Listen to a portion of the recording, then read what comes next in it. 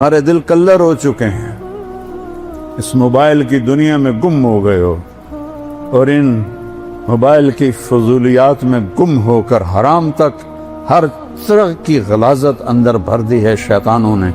تو قرآن اٹھانے کی توفیق ہی کوئی نہیں، تو دل کیسے زندہ ہوگا؟ احی قلبک بالموعظہ، اس دل کو زندہ کر قرآن سے، ونورہ بالحکمہ، اور اسے نورانی بنا اپنے نبی کے کلام سے، اپنے نبی کی باتوں سے، وقوہ بالزہد، دنیا کو لات مار کر اپنے دل کو مضبوط بنا، وذللہ بالموت، یہ اکڑنے لگے تو اس کو لگام چڑھا موت کی، حسن مرنا ہے کیوں اکڑ رہے ہو؟ وقررہ بالفنا، اس سے روزانہ کہے تو نے مرنا ہے۔ یہاں تو کوئی موت کی بات کرے تو ایک دم یہ کوئی خیر دی گل کرو کی تو موت دی گل چھیڑ دیتی، سب سے بڑی خیر کی بات تو ہے ہی موت کی۔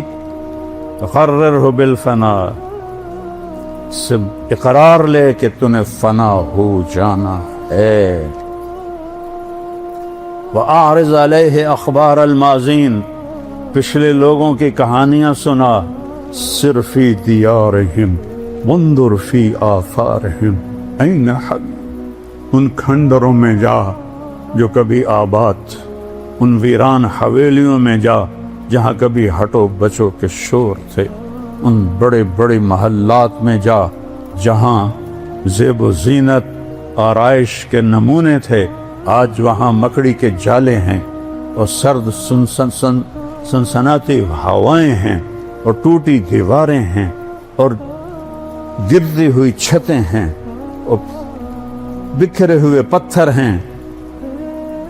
جا دیکھ، پھر ان سے سوال کر، این حلو، کہاں چلے گئے ہو؟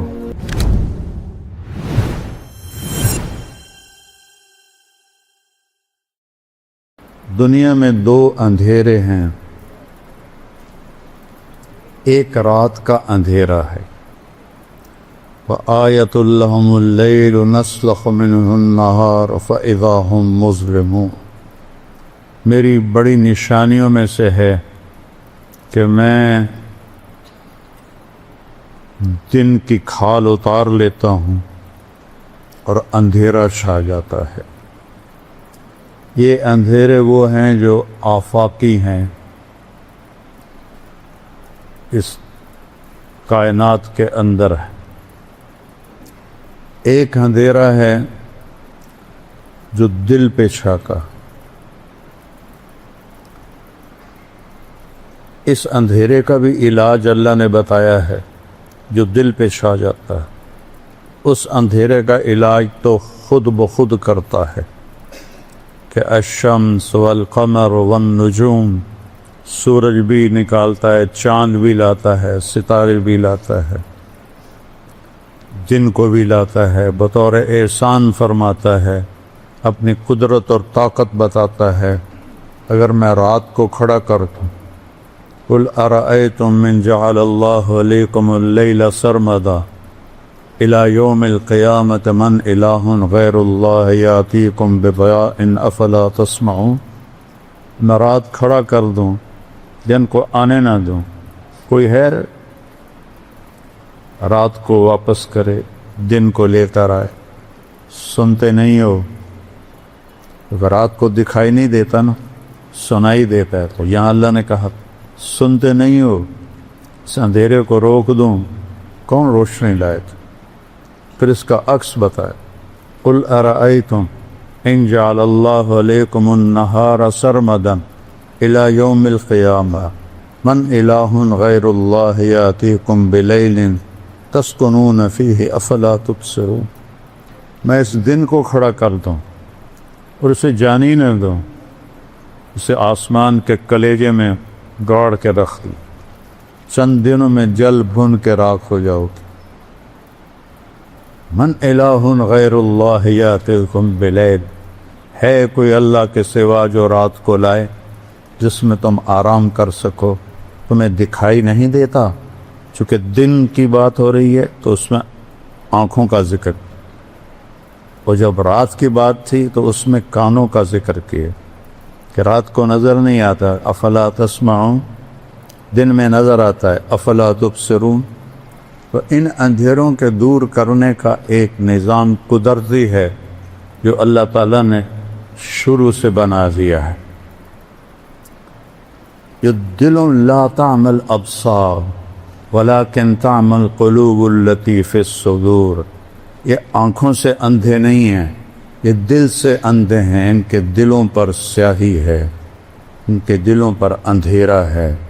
جیسے آنکھوں والا اندھا ہو جائے تو دیکھ نہیں سکتا، دل کی آنکھیں جب اندھی ہو جائیں تو اسے صحیح اور غلط کی پہچان نہیں رہتی، حق اور باطل کی پہچان نہیں رہتی، اسے جھوٹ اور سچ میں فرق نظر نہیں آتا، اسے زنا اور نکاح میں فرق نظر نہیں آتا، اسے شراب و شربت میں فرق نظر نہیں آتا، اسے ظلم اور انصاف میں فرق نظر نہیں آتا، اسے رحم اور سنگ دلی میں کوئی فرق نظر نہیں آتا، اسے سود اور پاک حلال رزق میں اسے کوئی فرق نظر نہیں آتا، اسے رشوت کے پیسے اور تنخواہ کے پیسوں میں کوئی فرق نظر نہیں آتا، اسے لوگوں کے حق مارنے میں اور حق دبانے میں اور حق دینے میں کوئی فرق نظر نہیں آتا، کیونکہ آنکھیں اندھی ہو چکی، آنکھیں اندھی۔ دلوں ان آنکھوں کو بیدار کرنے کے لیے اللہ کا ایک اور نظام ہے، وہ ہے انبیاء کا نظام جو آ کے آواز لگاتے ہیں۔ حالات معمول پہ چل رہے ہیں، جھوٹ بھی چل رہا ہے، قتل بھی چل رہا ہے، بت پرستی بھی چل رہی ہے، اور پتھروں کے آگے سجدے ہو رہے ہیں، ابھی تک گائے کے پیشاب کیے جا رہے ہیں۔ یہ نظام چل رہا ہوتا ہے کہ ایک دم ایک آواز پورے نظام کو ہلا کے رکھ دیتی ہے، یا قوم اعبدوا اللہ ما لکم من الہ غیرہ۔ یہ ایک بم پھٹتا ہے پورے معاشرے میں، اے میری قوم، تمہارا ایک اللہ ہے رب پالنے والا، اس کی بندگی کرو، ان پتھروں کو چھوڑ دو۔ تو آنکھیں پھٹتی ہیں، کان ناآشنا ہوتے ہیں، صدیوں سے ایک ریت چلی آ رہی ہے، یہ کون ہے جو ہم میں پیدا ہوا، ہمارے درمیان بڑا ہوا، یہ نیا بول کہاں سے لے کر آیا ہے، یہ نئی بات کہاں سے لے کر آیا ہے، یہ کیا کہہ رہا ہے، اجعل الآلہۃ الہا واحدا ان ھذا لشیء عجاب۔ قرآن نے کہا، کہتے ہیں اتنے خدا ہیں ہمارے، تو نے ایک ہی بنا دیا۔ 33 کروڑ دیوتا ہیں ہندو مذہب میں، اس سے زیادہ پاگل پن کوئی ہے کہ اپنے ہاتھوں سے پتھر کی مورتیاں بنا کر انہی کے آگے ایسے کھڑے ہو جانا۔ آپ نے ایک دفعہ ابو جہل، میں ابھی قرآن سے سنایا ہے، ابو جہل کی بات کو اللہ نے قرآن میں ذکر کیا۔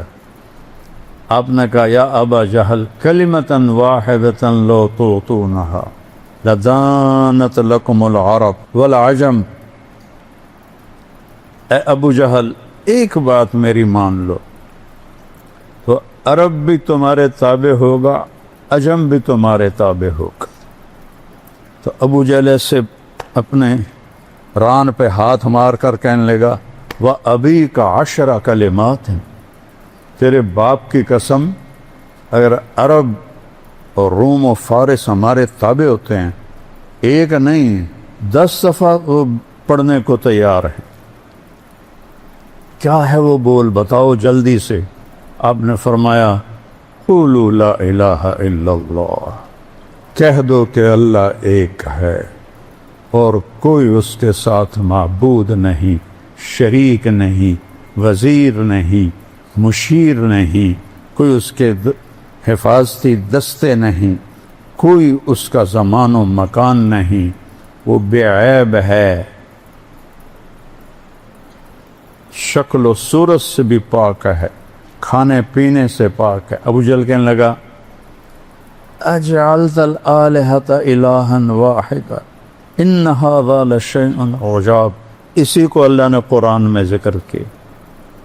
اے محمد تو اتنے ہمارے خدا ہیں، ان کو تو ایک خدا بنا دیتا ہے، یہ کیسے ممکن ہے؟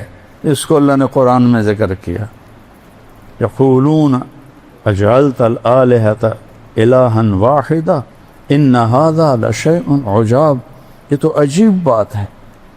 ان اندھیروں میں ایک نور کی کرن پھوٹتی ہے، ان اندھیروں میں ایک نبوت کا سورج چمکتا ہے، وہ سب کو ان کی راہوں سے ہٹانے کے لیے دعوت دیتا ہے۔ میرے نبی کی مثال سب سے خوبصورت ہے۔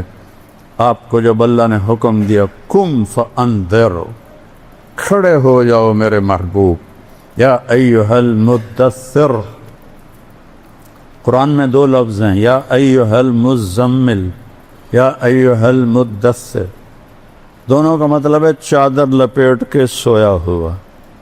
رات کو سویا ہوا ہو تو مزمل عربی میں آتا ہے، دن میں سویا ہوا ہو تو مدثر آتا ہے۔ جب تہجد کے لیے اٹھایا تو کہا یا ایھا المزمل، یا چادر میں لپٹے ہوئے رات کے وقت میں اٹھ مجھ سے باتیں کر۔ جب دعوت کے لیے اٹھایا تو آپ دن میں لیٹے ہوئے ہیں تو کہا یا ایھا المدثر، اے چادر میں لپٹے ہوئے قم، کھڑا ہو جا، فانذر، بتا لوگوں کو کہ کیا ہونے والا ہے، وربک فکبر، بتا سب سے بڑا اللہ رب ہے۔ یہ قرآن کی واحد آیت ہے، اس کو ادھر سے ادھر تک پڑھو، وربک فکبر، اس کو الٹا پڑھو تو بھی بنتا ہے وربک فکبر، رائٹ سائڈ سے پڑھو ربک فکبر، لیفٹ سے را سے شروع کرو تو ربک فکبر۔ یہ قرآن میں ایک ہی آیت ہے جو اس میں پیغام کی عظمت کو بتاتی ہے کہ یہ اتنا بڑا پیغام ہے کہ سب سے بڑا رب اللہ ہے۔ اس کی کبریائی کو بیان کر، سب اس کی مخلوق ہیں، اس کے تابع ہیں، وہ زندگی کے لا یملکون لانفسہم ضرا ولا نفعا ولا موتا ولا حیاتا ولا نشورا۔ سبحان اللہ، اللہ نے ایسے قلم پھیرا کہ یہ جو مخلوق ہے، جس شکل میں، بندے کی شکل میں، جن کی شکل میں، بادشاہ کی شکل میں، کسی بڑے بزرگ کی شکل میں، کسی بڑے شہنشاہ کی شکل میں، یہ اپنے طور پر کسی کو نقصان نہیں پہنچا سکتے، نہ یہ نفع پہنچا سکتے ہیں، نہ یہ زندگی کے مالک ہیں، نہ یہ موت کے مالک ہیں، نہ یہ موت سے اٹھانے کی طاقت رکھتے ہیں، وہ صرف اللہ ہے۔ یحیی و یمیت و الیہ النشور، یہ سب تیرے اللہ کا کام ہے، مخلوق کا کام نہیں ہے۔ ان عزتوں کے پیچھے مت دوڑو جس کے آگے جہنم کی آگ ہے، اس پیسے کے پیچھے مت دوڑو جس کے آگے جہنم کی آگ ہے، اس بڑائی کے پیچھے مت دوڑو جس کے آگے ذلت اور رسوائی ہے۔ اجل ہی نے چھوڑا نہ کسرا نہ دارا، اسی سے سکندر صفات بہارا، ہر ایک لے کے کیا کیا نہ حسرت ستارہ، پڑا رہ گیا سب یوں ہی ٹھاٹھ سارا، جگہ جی لگانے کی دنیا نہیں ہے، یہ عبرت کی جا ہے تماشا نہیں ہے۔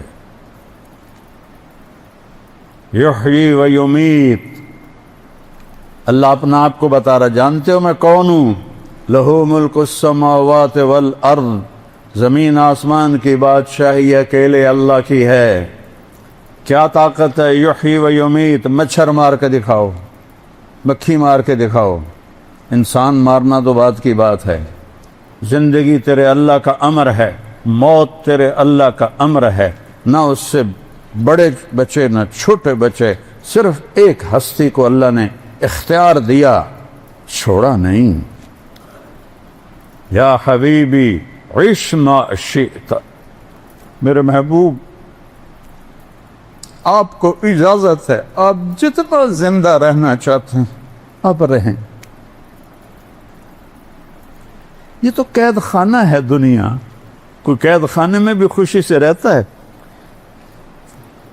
ایک شخص کا جوان، جیسے میرا جوان بیٹا مرا، آنسو تو نہیں رک سکتے، طبی چیز ہے، طبی غم ہے، موت کے ساتھ ہی جا کے ختم ہوگا. تو اس کو تسلی نہیں ہو رہی تھی اور بہت بے قرار تھا. تو سفیان بن عیینہ ان کو تسلیاں دے رہے تھے، ان کو تسلی نہیں آ رہی تھی. تو فضیل بن عیاض آئے، کہنے لگے میرے پیارے ایک بات کرتا ہوں، تم اور تیرا بیٹا جیل میں ہو اور تیرے بیٹے کو جیل سے رہائی ہو جائے، خوش ہو گئے کہ غمگین ہو گئے؟ کہا میں خوش ہوں گا. کہ دنیا تو قید خانہ ہے، تیرا بیٹا جیل سے رہا ہو گیا، موجوں میں چلا گیا، ایک دم اس کے آنسو رک گئے. یہ تو قید خانہ ہے، یہ دھوکے کا گھر ہے، یہ مچھر کا پر ہے، یہ مکڑی کا جالا ہے، یہ لا تساوی جناح بعود ہے، یہ مچھر کے پر کے برابر بھی نہیں ہے، یہ مکان قلیل ہے، یہ دار الغرور ہے، یہ دار البوار ہے، یہ دار العبرہ ہے، یہ دار الفنا ہے، یہ مٹ جانے کا گھر ہے، یہ لٹ جانے کا گھر ہے، یہ پٹ جانے کا گھر ہے. یہاں کھنڈر ہی کھنڈر ہیں، جہاں میں ہیں عبرت کے ہر سو نمونے، مگر تجھ کو اندھا کیا رنگ و بو نے. کبھی غور سے یہ بھی دیکھا ہے تو نے کہ معمور تھے جو محل اب ہے سونے. جاؤ مولا علی کا وصیت نامہ پڑھو جو انہوں نے امام حسن علیہ السلام کو لکھوایا کسی سے، لمبا ہے، میں پہلے ایک دو جملے پڑھتا ہوں کہ بیٹا احی قلبک بالموعظہ، قرآن سے دل کو زندہ رکھنا. دل کیسے زندہ ہوتا ہے؟ قرآن سے. پورا سال قرآن دیکھے ہی نہیں تو دل زندہ کیسے ہوگا؟ جس مٹی کو پانی روزانہ چاہیے، پورا سال اس کو پانی نہ لگاؤ، میں تو ذمہ دار ہوں، اس کے پلے کیا رہے گا؟ کلر ہو جائے گی. ہمارے دل کلر ہو چکے ہیں، اس موبائل کی دنیا میں گم ہو گئے ہو، اور ان موبائل کی فضولیات میں گم ہو کر حرام تک ہر طرح کی غلاظت اندر بھر دی ہے شیطانوں نے. تو قرآن اٹھانے کی توفیق ہی کوئی نہیں، تو دل کیسے زندہ ہوگا؟ احی قلبک بالموعظہ، اس دل کو زندہ کر قرآن سے. ونورہ بالحکمہ، اور اسے نورانی بنا اپنے نبی کے کلام سے، اپنے نبی کی باتوں سے. وقوہ بالزہد، دنیا کو لات مار کر اپنے دل کو مضبوط بنا. وذللہ بالموت، یہ اکڑنے لگے تو اس کو لگام چڑھا موت کی. حسن مرنا ہے، کیوں اکڑ رہے ہو؟ وقررہ بالفنا، اس سے روزانہ کہے تو نے مرنا ہے. یہاں تو کوئی موت کی بات کرے تو ایک دم یہ کوئی خیر دی گل کرو کی تو موت دی گل چھیڑ دیتی. سب سے بڑی خیر کی بات تو ہے ہی موت کی. وقررہ بالفنا، سے اقرار لے کہ تو نے فنا ہو جانا ہے. وَأَعْرِضْ عَلَيْهِ أَخْبَارَ الْمَاضِينَ، پچھلے لوگوں کی کہانیاں سنا. سِرْ فِي دِيَارِهِمْ وَانْظُرْ فِي آثَارِهِمْ أَيْنَ حَلُّوا، ان کھنڈروں میں جا جو کبھی آباد، ان ویران حویلیوں میں جا جہاں کبھی ہٹو بچو کے شور تھے. ان بڑے بڑے محلات میں جا جہاں زیب و زینت آرائش کے نمونے تھے، آج وہاں مکڑی کے جالے ہیں اور سرد سنسناتی ہوائیں ہیں اور ٹوٹی دیواریں ہیں اور گرتی ہوئی چھتیں ہیں اور بکھرے ہوئے پتھر ہیں. جا دیکھ، پھر ان سے سوال کر این حلو، کہاں چلے گئے ہو؟ کہاں گئے ہو؟